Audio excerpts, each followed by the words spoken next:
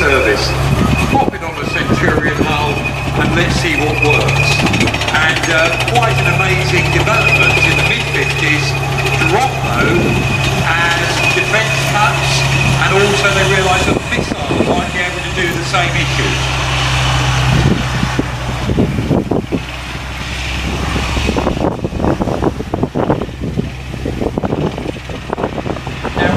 Testing that 103 gun, 183mm gun. We've just had the Korean War.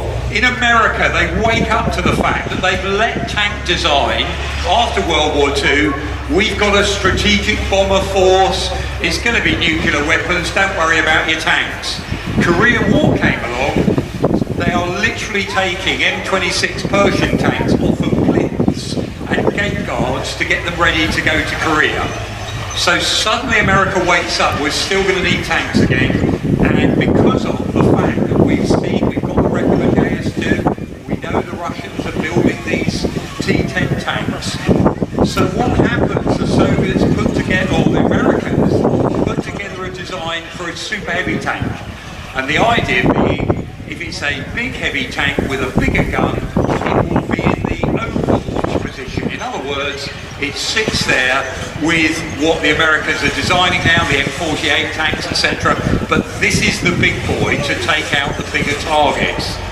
And with the M103, huge great cast turrets, the gun they pick, they've actually got an anti-aircraft gun that was called a stratosphere gun. It could fire a round up to 60,000 feet. So imagine if you then do that on ground level, it's got a lot of welly behind that very big 120mm round. So the Americans trial that and they put it on this new design that they call the M103 tank. And that again is there to take on those bigger Soviet era tanks. You're not going to have many of them, but there's enough there to supposedly cause a problem.